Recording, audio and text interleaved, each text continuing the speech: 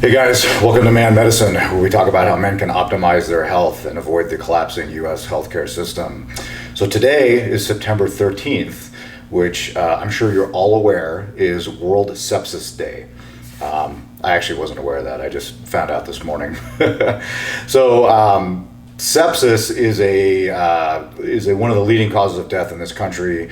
It's essentially severe, dysregulated immune response to infection, and is the number one cause of death in hospitalized patients. It keeps me extremely busy in the emergency department. So, if it wasn't for, I guess, sepsis, meth, cardiovascular disease, and drunk drivers, I probably wouldn't have a lot to do in the emergency department. I would just be, I'd be handing out Kleenex and writing work notes, which is basically what it's like working in an Air Force stateside emergency room.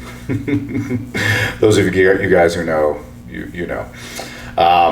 So anyway, if you want to learn more about sepsis, you can go to worldsepsisday.org. They have some really nice infographics like this one here. They can fill you in on all the gory details about sepsis.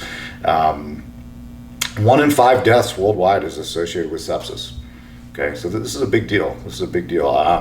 I see somebody with sepsis almost every single shift in the emergency department, and usually it's more than one. So this is common. Okay, this is extremely common. And on this website, again, they have a lot of good information. They have a donation site where if you want to donate to this organization to help educate people about sepsis and fund sepsis research, it's certainly a worthy thing to do and something that you should consider doing. I've done it myself. They also talk about some of the things you can do to avoid sepsis. Simple stuff all the way from washing your hands to getting vaccinated. But interestingly enough, one of the things that they don't talk about is something that I want to talk about today, and that is building muscle mass. And those of you guys who listen to my content, who know me personally, or who are my patients, this is something that I strongly encourage people to do. And what that is in your younger years, if possible, and by that I mean like under the age of 50, I think it's to your strong benefit, your strong advantage, to build up as much healthy skeletal muscle as you possibly can in those years. So as we all know, starting in your teens and going on into mid-adulthood, there's a window of opportunity there where if you start a resistance training program, or really, if you start any exercise program, but especially a resistance training program, you can put on much more skeletal muscle tissue. You can have much more skeletal muscle hypertrophy. You can acquire much more skeletal muscle strength in those years than you could if you started, say, as an elderly person. Now, which isn't to say that elderly people don't benefit from strength training. They certainly do. A novice that starts training at age 75, the research is very clear that even at that age, they derive a significant amount of benefit from that. So it's never too late to start. But again, you have a window in your early years where you can put on a lot more muscle mass. And if you can do that, if you can reach, if you can get close to whatever your upper genetic limit is, certainly by age 50, then at that point you can work to just try to maintain that. Now it's impossible to maintain it. You're never going to be as jacked, at age 70 as you were when you're age 25. Even if you do everything perfectly, but you can certainly, if you build up a nice store of muscle tissue before age 50, you can still have a significant amount of muscle tissue into your 70s and 80s that will pay dividends in ways that I'm going to talk about in this. So, I'm not saying you have to be a bodybuilder bro or a power lifter. In fact, even speaking as a former competitive power lifter, I don't think that those activities, if you're interested in health, if you're interested in longevity, I don't think that those activities are actually a good way to go about this. Now, if you enjoy it, if you were like me in your early 20s, I wouldn't have listened to somebody that told me not to do this. I like lifting heavy weights, so if you're one of those people and that's what you enjoy doing, then absolutely, just do your thing. But just understand that, there may be a cost to that down the road in terms of injuries and things like that. So anyway, what I wanted to talk about today is how skeletal muscle tissue, if you can build up a significant amount of skeletal muscle tissue in your teens, 20s, and 30s, certainly, like I said, before the age of 50, I think of it kind of like a retirement savings account or like an emergency fund for your finances. And it's something that you accumulate when you're young in your working days, and then once you're retired, you can start living off of the dividends of all that work that you did in your younger years. And it's there in case you have some sort of a financial crisis, an unexpected financial crisis. Well, I think of muscle tissue in much the same way. And by the way, this is kind of the same thing for women when it comes to bone density. So again, there's a window of opportunity for young women in their teens and in their 20s where they're actively building up bone density, and then once they hit their mid 30s, there's this steady decline in bone density. And so, if you can reach a very high level of bone density as a woman, say by age 30, then you got a decent chance maybe of potentially avoiding an osteoporotic fracture in your 70s and 80s. But if you don't build up a lot of a lot of bone density during those years, then your osteoporosis is just going to be that much worse, again, when you're elderly, 70s, 80s, etc. And potentially, if you have a fall, your risk of a serious fracture, like a hip fracture, which again, in some cases, in fact, in many cases, from my experience, that can be fatal. Maybe not from the fall, but from the complications of the fracture, complications of the surgery, and the very long rehab that goes after it. Many times, a hip fracture for an elderly person, whether it's male or female, is kind of the beginning of the end. That's when they start circling the drain. So, I encourage young women to do everything they can to build up their bone density in their teens and 20s through adequate amounts of dietary calcium and weight-bearing exercise. So anyway, muscle mass and bone density, I kind of think of them in the same way. Bone density is obviously important for men too. Men do get osteoporosis, although, obviously it's a lot less common. So I want to talk to you about what I typically see almost on a daily basis in the emergency department. And that is the frail, sarcopenic elderly person. And by sarcopenic, I mean someone with a pathologically low amount of muscle mass, muscle tissue, healthy muscle tissue in particular, and whether they're skinny and frail, like some people with end-stage COPD, or more commonly, those that are morbidly obese. There is such a thing as sarcopenic obesity. It's actually extremely common. I've talked about it in other podcasts.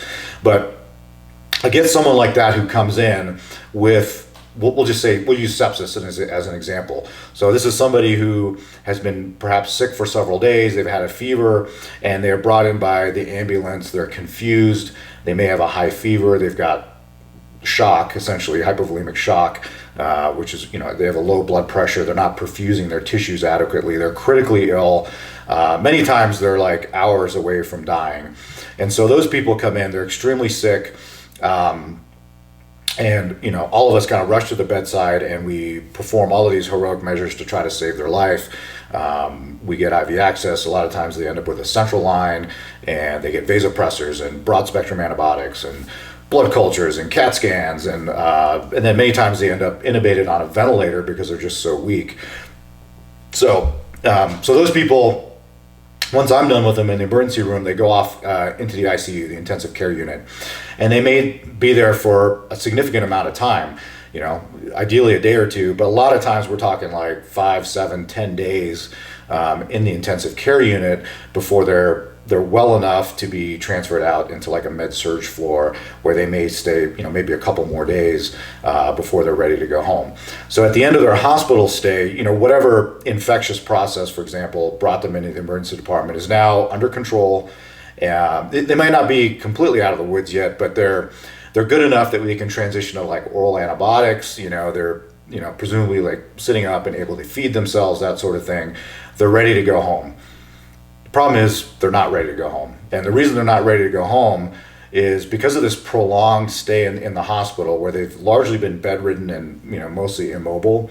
They're now too weak to even sit up in bed or to get up under their own power and sit at the side of the bed, let alone get to a standing position from a seated position. So So they're not even able to get out of bed on their own. If they can stand, they may be so weak that it's dangerous for them to walk because they're so unsteady. Their quadricep muscles, for example, are now so weak and so atrophied that they may just take a couple steps and boom, take a header, and then now they're back in the hospital again. So even though their acute illness is over for the most part, they still can't go home. And this is really tragic because where do they go? They end up going to a rehab facility. And they're going to be at that rehab facility as long as it takes for them to get their muscle strength back. And again, these are people that already have come in, even before this acute episode happened, with sarcopenia. Many, if not most of them, are already nutritionally compromised. The nutrition that they get in the hospital may not be that great. If they're in the ICU, many of them they're not able to eat and drink on their own. So they may be getting IV nutrition, TPN, which is not good for you. It's a short-term bridge only. Or they may be getting, feeds through a drop-off tube, which is a tube that goes into their nose and then goes down into their gut, and they get these trickle feeds. And again, that's not a great source of nutrition. It'll keep you alive. It'll meet most of your macro and micronutrient needs in the short run, but a lot of times it's not. Let's just say it's not ideal. So these people are in rough shape, and so they may be in like a 7-day ICU stay could turn into like a 30 to 60-day rehab facility stay, which is miserable, And so instead of going home with your family, you have to stay at this shitty rehab facility for no other reason than that your muscles are too weak. Your pneumonia or your UTI, whatever landed you in the hospital in the first place, is now resolved. But your days are now spent essentially working with physical therapy and occupational therapy to try to get you at least to the point where you can do your ADLs, so activities of daily living, basic stuff like getting out of bed and going to the bathroom on your own, sitting up, getting up off the toilet on your own without help, okay? Getting up and going into the kitchen to make yourself a sandwich, just basic stuff like that. And quite frankly, they talk about it in this surviving sepsis, this sepsis fact sheet. It says up to 50% of sepsis survivors suffer from long-term physical or psychological effects. Absolutely. We're not going to talk about those psychological effects, but the physical effects that they're referring to here, a large portion of those are just simply muscle weakness and atrophy.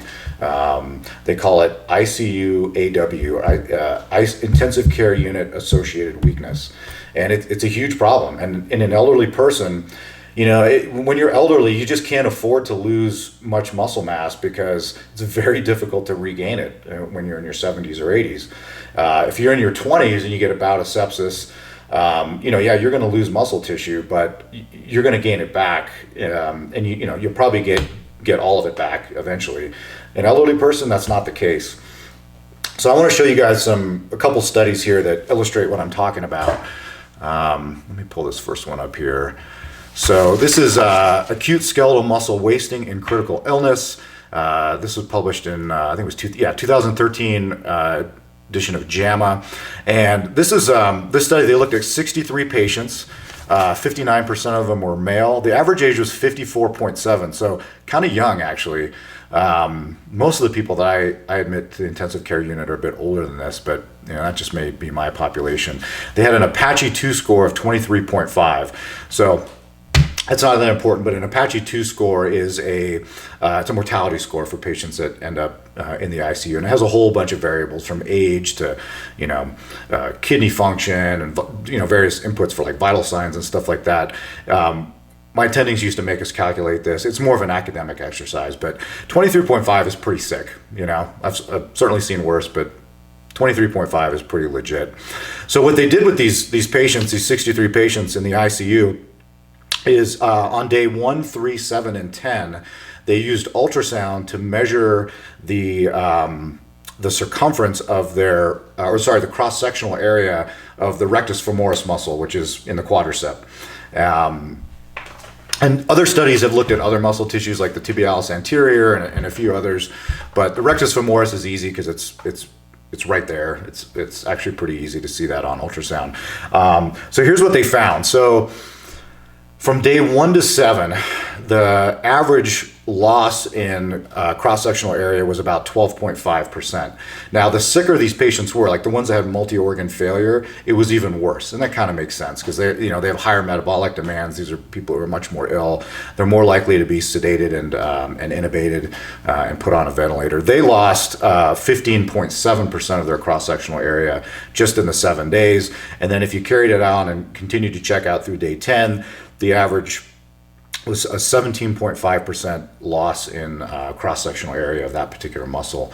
And it's reasonable to suspect that there were similar losses globally, in other muscles. I've seen some studies where there were some different variations in other muscle tissues, but the rectus femoris one is important because it's one of the strong proximal muscles of the thigh. It's heavily involved in going from a seated to a standing position, which is obviously something that you have to be able to do if you're going to go home. So that's pretty impressive. 17.5% loss over 10 days. This second one here, this is called acute skeletal muscle wasting and dysfunction predict physical disability at hospital discharge in patients with critical illness. So this is who did this one?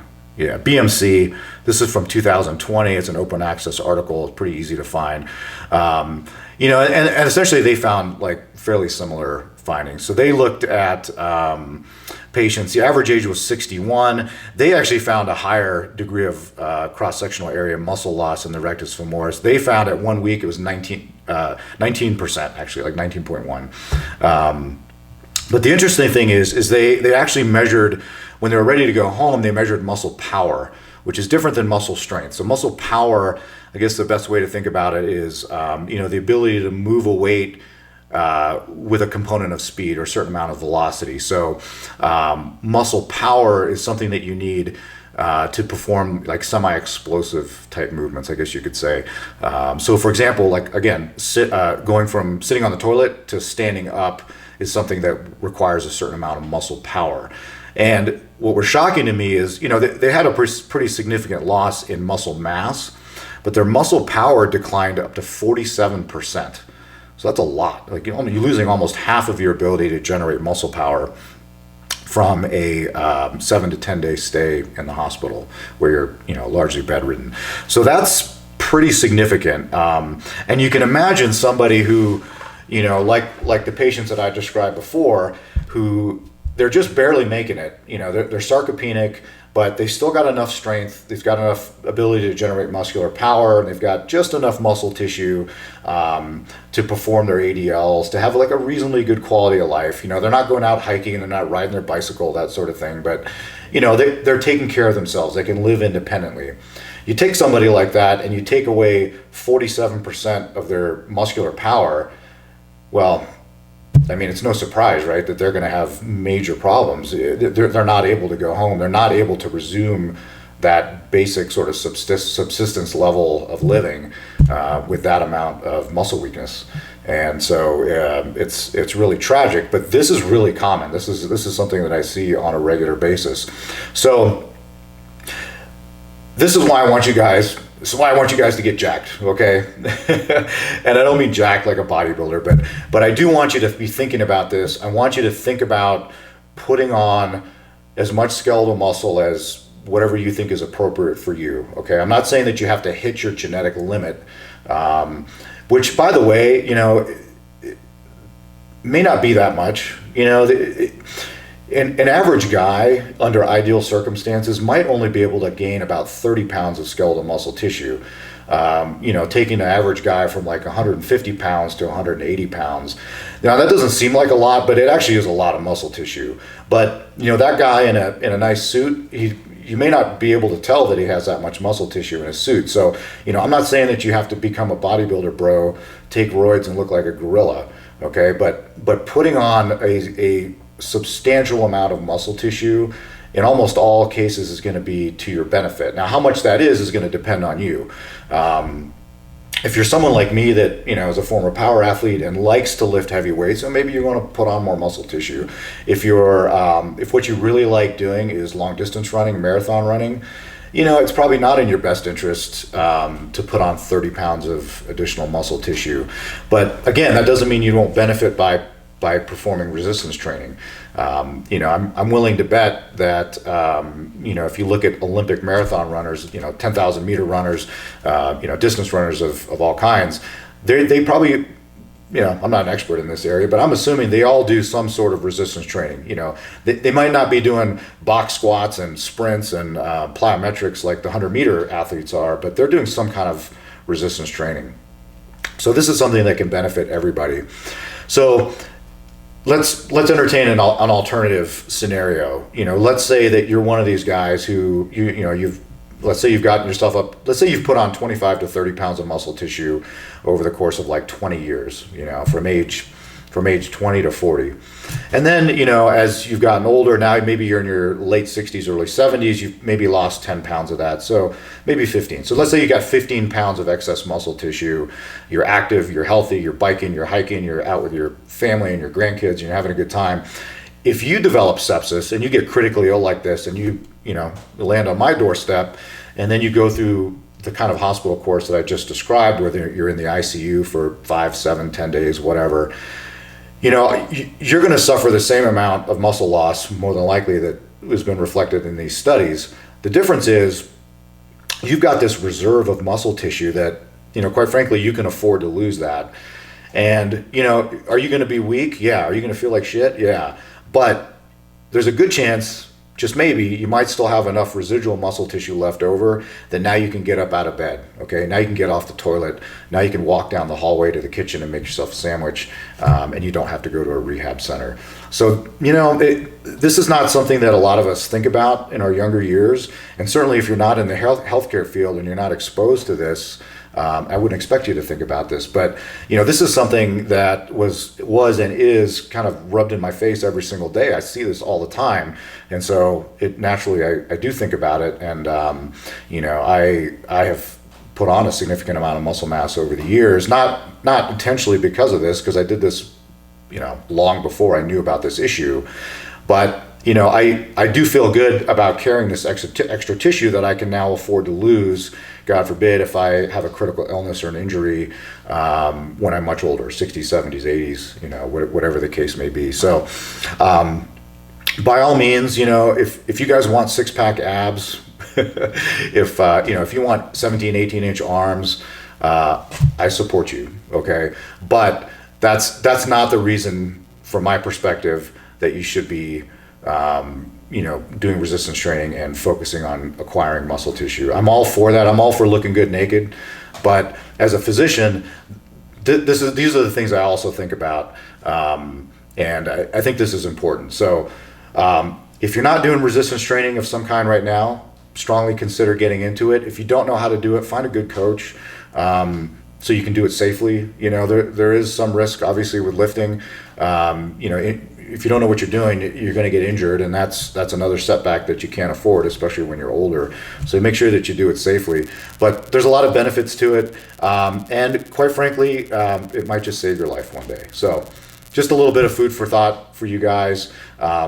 That's all I have for you today. Please feel free to reach out to me, leave some comments if I haven't been clear on this, or if you have questions, or maybe if you have some personal experiences you'd like to share, either with yourself or with your family members.